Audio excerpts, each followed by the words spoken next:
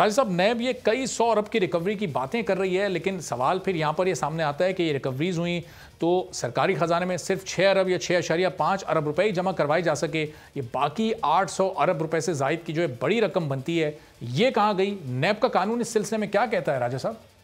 नैब का जो एसओपीज हैं बड़ी क्लियर हैं। उसमें लिखा हुआ है कि एक सरकारी अकाउंट है जो कि चेयरमैन नैब और गवर्नमेंट ऑफ पाकिस्तान का अकाउंट है।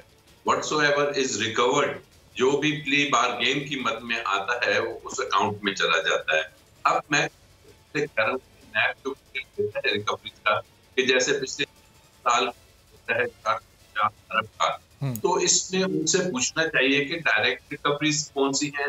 डायरेक्ट रिकवरीज होती हैं कि जी प्ली बारगेन की मद में कोई पैसा आया, और इनडायरेक्ट रिकवरीज कौन सी हैं कि जैसे नैब कहती है कि जी हमने ये हुकूमत के सरकारी खजाने को करोड़ों रुपए की बचत करवा दी, कि उनकी जमीन थी वो हमने वापस दिलवा दी। जैसे कि कराची में मरीन डेवलपमेंट अथॉरिटी की जमीनें थी, स्टील मिल की जमीनें थी, अगर वो वापस दिलवा दी इन्होंने, तो क्या उस मद में ये अपनी रिकवरी शो करते हैं कि जनाब ये 10 अरब की जमीन जो हमने वापस दिलाई ये भी हमारी रिकवरी है।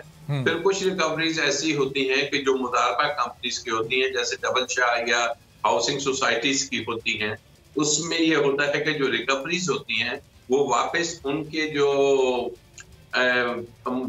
वो होते हैं फैक्ट्रीज होते हैं कि जिनके वो पैसे होते हैं या जिन्होंने वो फाइलें खरीदी होती हैं उन्हें दी जाती है, लेकिन वो भी एक दफा उस सरकारी अकाउंट में जाती हैं फिर वहां से निकलती हैं। अच्छा। तो इस मद में जरूरी है कि पहले तो ये भी था कि रिकवरीज में से 15% नैब अपना बोनस रख लेता था। तो ये तमाम चीजें ऐसी हैं कि जिनको बिल्कुल इन्हें ऑडिट करना चाहिए और उसके बाद आवाम को बताना चाहिए कि नैब ने टोटल ये रिकवरीज की हैं। और नंबर 2, रिकवरीज को भी उन्होंने बाइफरकेट कीजिए और बताइए कि जी सियासी जो शख्सियात हैं, पॉलिटिकल ऑफिस बेयरर्स जो से हैं या उनसे हमने इतना अमाउंट रिकवर किया, जो सरकारी पब्लिक ऑफिस होल्डर हैं, ब्यूरोक्रेट्स हैं, खासकर ग्रेड 19 और उससे ऊपर के, उनसे इतना रिकवर किया, ठेकेदारों से या फूड वालों से ये रिकवर किया, जमीन की मद में ये रिकवर किया और मुदारबा कंपनी से इतना रिकवर किया। बिल्कुल सही। ये तमाम चीजें अवाम के सामने आनी चाहिए ताकि अवाम नैब की परफॉर्मेंस को देख सके। ठीक है, तो राय साहब आप ये कह रहे हैं कि ये तमाम चीज़ें अवाम के सामने आनी चाहिए ताकि अवाम नैब की परफॉर्मेंस को ज़ाहिर देख सके, लेकिन इसको थोड़ा सा मजीद सिंप्लीफाई करते हैं। नैब के इख्तियार से मुतालिक ज़रा आप वजाहत कीजिएगा कि क्या ये नैब का इख्तियार होता है कि अगर ये कोई डायरेक्ट रिकवरी हो या इनडायरेक्ट रिकवरी हो, किसी तरह की कोई ज़मीन वो चाहे किसी की भी हो, वो अगर रिकवर करवाई गई है तो दरमियान में हुकूमत को ना डाला जाए और बराह रास्त ही मुतल्लिका फ़रीक से रब्ता करके वो रिकवर की गई रकम या प्ली बारगेन की रकम या फिर वो ज़मीन मुतल्लिका फ़रीक के हवाले कर दी जाए और हुकूमत को दरमियान से निकाल दिया जाए? क्या नैब के पास ऐसा इख्तियार होता है और इस तरह की प्रैक्टिस माजी में या इस रिसेंट पास्ट में नैब करती रही है?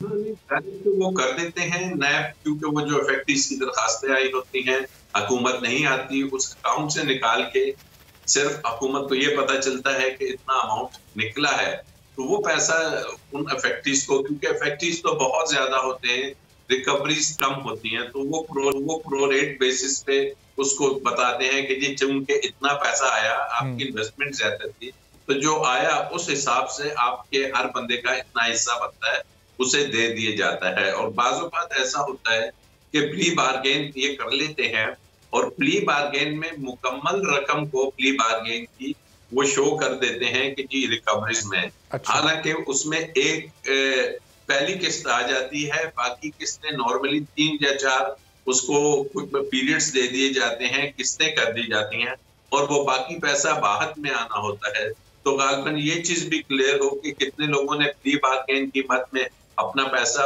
पहली इंस्टॉलमेंट जमा करा दी और उसके बाद जो इंस्टॉलमेंट्स थी वो भी जमा कराएं और अल्टीमेटली क्लियर हुए। तो ये वो तमाम चीजें हैं कि जो कि हल तलब हैं और जिनको ऑडिट तलब है और जिनको ऑडिट करके अवाम और असेंबलीज के सामने रखना। अब लेकिन राय साहब, इस मौजूदा दौर में और हुकूमत बहुत ज़्यादा नैब की कामयाबी का क्रेडिट लेती है कि इस दौर में चूंकि नैब को आज़ादी और गैर जानिबदार तरीके से काम करने की इजाज़त दी गई, कोई सियासी प्रेशर नहीं था, तो बड़ी रिकॉर्ड रिकवरीज हुई हैं। अब इसका क्रेडिट एज इदारा नैब को जाता है या फिर नैब के chairman justice retired Javed Iqbal को जाता है? चूंकि नैब तो एक जानिब 2 दहाइयों से जायद से काम कर रहा है और ये रिकॉर्ड रिकवरीज कभी माजी में नहीं देखी गई, तो ज़्यादा क्रेडिट आप किसको देंगे? नैब ने एज इदारा बेहतर परफॉर्म किया या जस्टिस रिटायर्ड जावेद इकबाल के नैब को संभालने के बाद उसमें एक तब्दीली आई है? देखिए, बात यह है कि पहले ये चीजें क्लियर हो जाएं। क्रेडिट उसके बाद दिया जा सकता है कि अगर वाकई ही 430 अरब का फिगर दुरुस्त है और ये हार्ड कैश की सूरत में आपने रिकवर कर दिया है, लेकिन अगर जमीनें वगैरह रिकवर करके लोगों को ऐसे ही बताया जा रहा है तो दिस इज नॉट राइट। और नंबर 2, जो मौजूदा नैब है, इसका सबसे बड़ा जो लिटमस टेस्ट था वो टेस्ट ये था कि वो जो मेगा केसेस खासकर सुप्रीम कोर्ट ने शुरू किए, उसके बाद जरदारी साहब का केस, ये भी पिछली हुकूमत में चौधरी निसार साहब ने शुरू किया, फिर सुप्रीम कोर्ट के कहने पे इसकी इन्वेस्टिगेशन हुई। तो ये मेगा केसेस में मौजूदा नैब ने कोई खातिर ख्वाह हमें कामयाबी उन्होंने नहीं दिखाई। कोई एक पॉलिटिकल शख्स ऐसा नहीं है कि जिसको कोई सजा हुई। नैब बताया कि पिछले 30 साल में किसी सियासतदान से या किसी ग्रेड 20 या इससे ऊपर के अफसर से कितनी रिकवरी की है और किस केस में की है।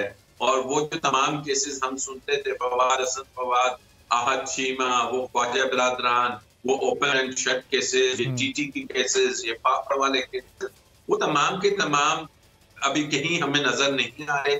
तमाम अफराद जमानतों पे रिहा हो चुके हैं।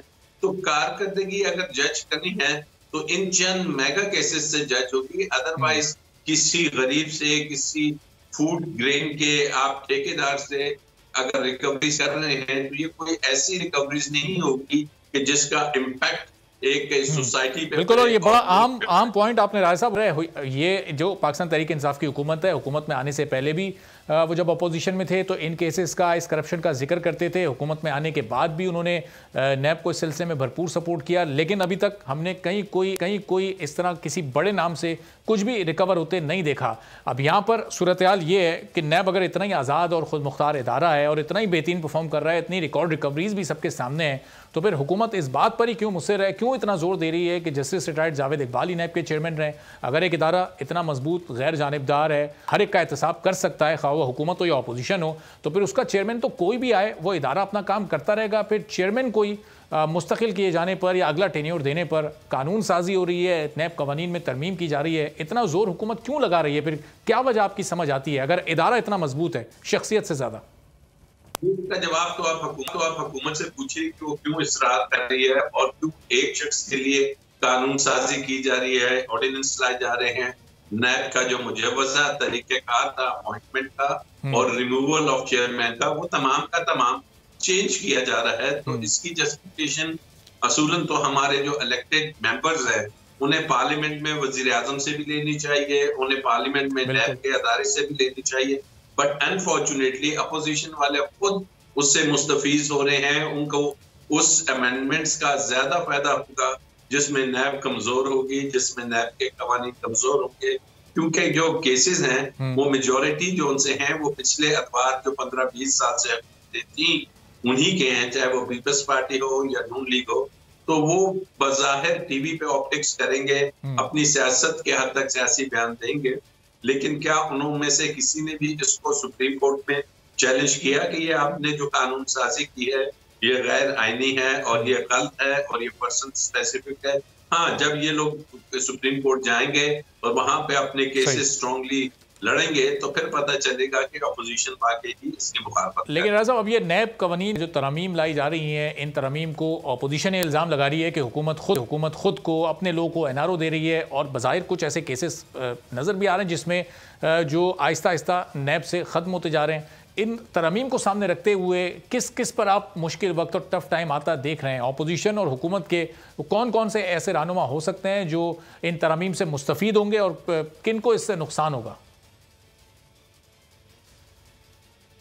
हुकूमत तालिबान कम लोग हैं, लेकिन अपोजिशन को इसमें बहुत ज्यादा फायदा होगा इस तरह से कि अगर आप देखें तो जो अपोजिशन के लीडर हैं हाउस में, लीडर ऑफ द अपोजिशन मियां शहबाज शरीफ साहब, उनके खिलाफ एक नहीं, दो नहीं, कई केसेस हैं और करोड़ों अरबों रुपए के केसेस हैं। न सिर्फ उनके खिलाफ हैं, उनकी बेटे हमजा के खिलाफ हैं जो मेंबर हैं, फिर पूरी फैमिली के खिलाफ हैं। उनके भाई जो 3 दफा के वजीर आजम थे उनके खिलाफ है और दीगर फैमिली मेंबर्स के खिलाफ है।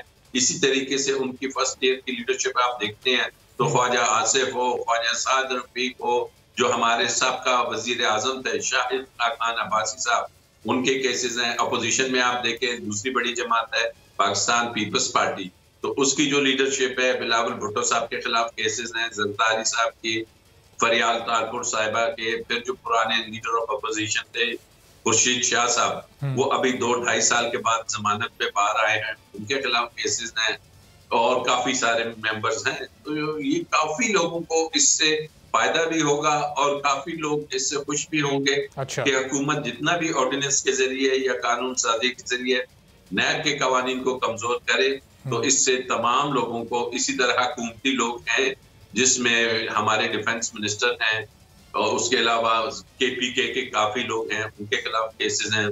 और फिर जो ये अमेंडमेंट्स ले आए हैं कि जनाब कैबिनेट के अगर कोई डिसीजन होता है तो नैब उसको नहीं देख सकेगी, आपकी CC का कोई डिसीजन होता है उसको नहीं देख सकेगी, CCI का और दीगर ये बॉडीज जो सी हैं कमेटीज, इनके डिसीजन को नैब नहीं देख पाएगी। तो ये एक डिस्क्रिमिनेशन हो रही है कि जहाँ पे रख दिया गया है कि नैब ब्यूरोक्रेट्स को नहीं देखेगी, बड़े बिजनेसमैन को नहीं देखेगी, तो अल्टीमेटली नैब पटवारी, तहसीलदार और छोटे लोगों को देखती रहेगी और ये तमाम बड़ी आहिस्ता आहिस्ता नैब से बाहर हो। ठीक है, बहुत बहुत शुक्रिया राजा आमिर अब्बास साहब, साबिक डिप्टी प्रोसिक्यूटर नैब हमारे साथ मौजूद। दिलचस्प तो सूरत हाल हो जाएगी जो राजा साहब ने गुफ्तगू फरमाई है इसके बाद कि अगर नैब कवानीन को तरमीम के जरिए कमज़ोर किया जा रहा है और इसका सबसे ज़्यादा फ़ायदा अपोजिशन के बड़े बड़े रहनुमाओं को पहुँचने जा रहा है और यही अपोजिशन इन नैब कवानीन को रोकने के लिए पूरा जोर लगा रही है। और कुछ देर पहले एहसन इकबाल साहब ने फरमाया कि परसों स्टीयरिंग कमेटी नैब जो अपोजिशन लीडर्स हैं उनकी हाज़िरी को मुमकिन बनाने की कोशिश करेगी ताकि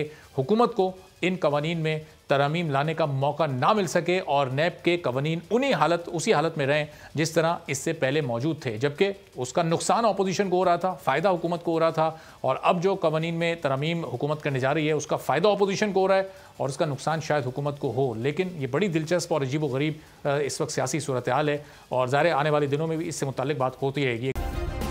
सब्सक्राइब करें और बेल दबाएं ताकि कोई खबर रह न जाए।